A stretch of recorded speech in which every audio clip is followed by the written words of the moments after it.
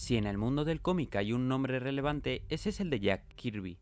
Apodado como el Rey, el Kirby de los años 60 tenía tras de sí 20 años de experiencia en los lápices, con los que llegaría a dibujar, junto con Stan Lee, la génesis del universo Marvel, a partir de la creación de los Cuatro Fantásticos, la Patrulla X o los Vengadores, entre muchos otros. Considerado como uno de los mejores, si no el mejor dibujante de superhéroes, el legado que dejó para Marvel fue esencial para la editorial. Sin embargo, una de sus mayores aportaciones fue para la gran competencia, DC Comics. A esta colección se la conoce como el Cuarto Mundo, y los lectores fueron testigos de la ambición de Jack Kirby.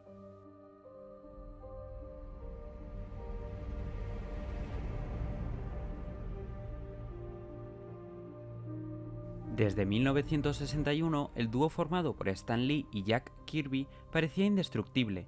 Durante casi una década habían conformado el universo Marvel en su totalidad, y esta colaboración parecía no tener fin. Sin embargo, el paso de los años fueron creando tensión entre el dibujante y el guionista.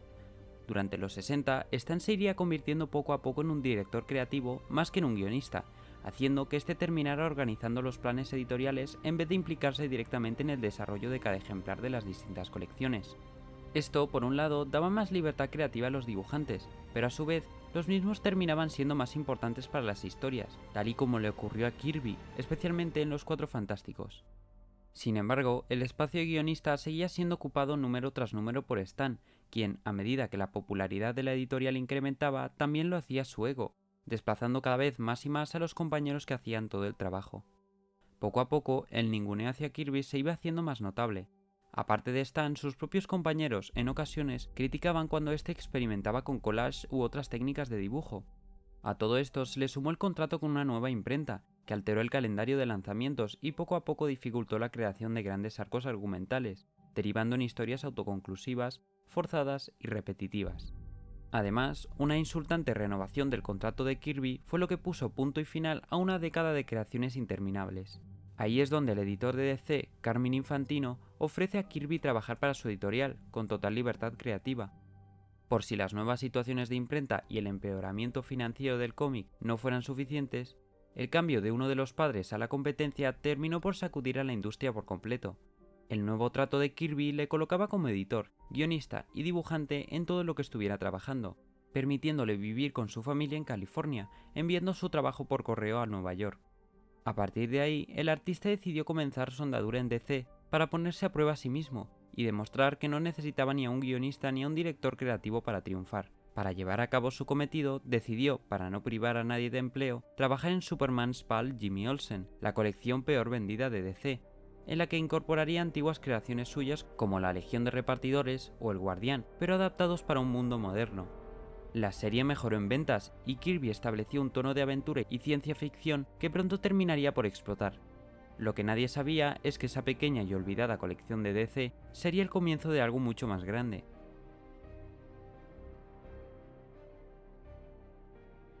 Durante su etapa en Thor, Kirby puso de manifiesto su interés por la mitología y la búsqueda del origen de Dios.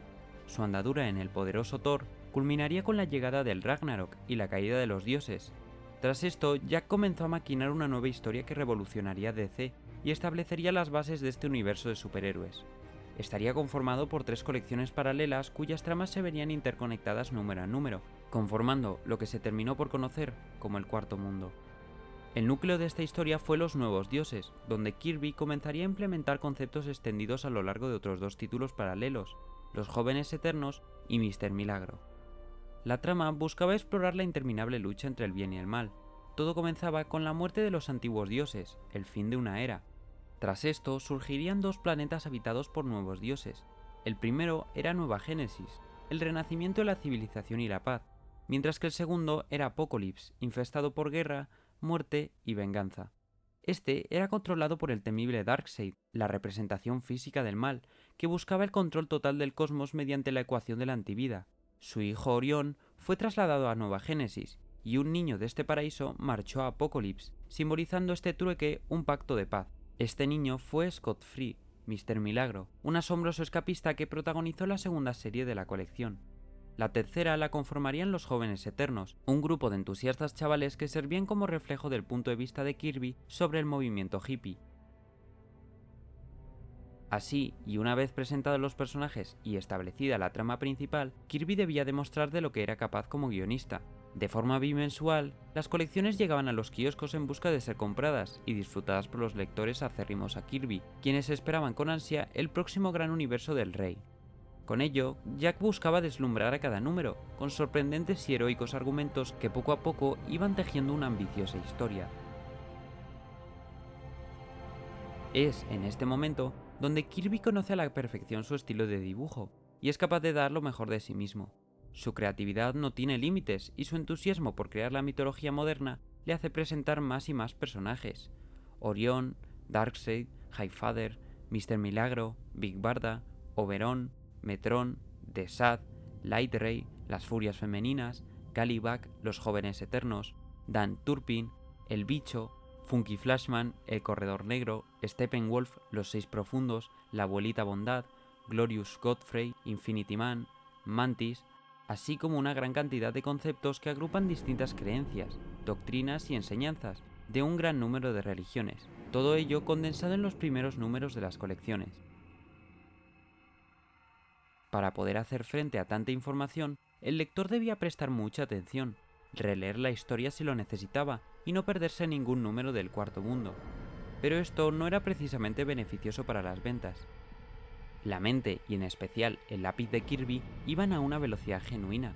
Había tantas ideas dentro de su cabeza que su única forma de expulsarlas era mediante la saturación de información en sus viñetas. En un principio, el autor pensaba en simplemente establecer los cimientos de la historia, para que posteriormente otros artistas continuaran su obra, como si de una Biblia se tratara y cada uno redactara sus propios evangelios. Pero esto no sucedió, y su mente siguió creando, a la vez que las ventas iban bajando.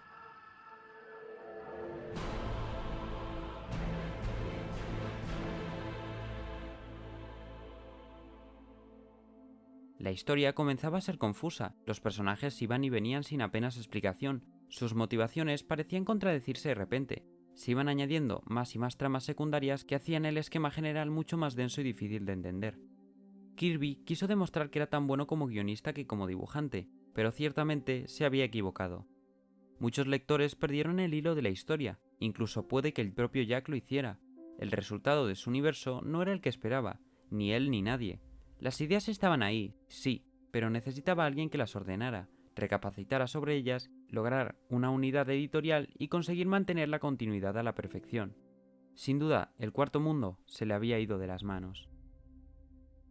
Por si no fuera suficiente, DC, que prometió libertad editorial a Kirby, terminó por cancelar Los Nuevos Dioses y Los Jóvenes Eternos en el número 11 y Mr. Milagro en el 18, para encargarle nuevas series allá por 1972, como lo fueron Demon, Kamandi y Omag, que terminaron por tener más éxito que la enrevesada historia mitológica del Cuarto Mundo, gracias a la reducción de personajes y la sencillez de sus historias. Tras esto, Jack volvió a Marvel con la libertad con la que llegó a DC. Ahora era libre para contar historias que él consideraba necesarias.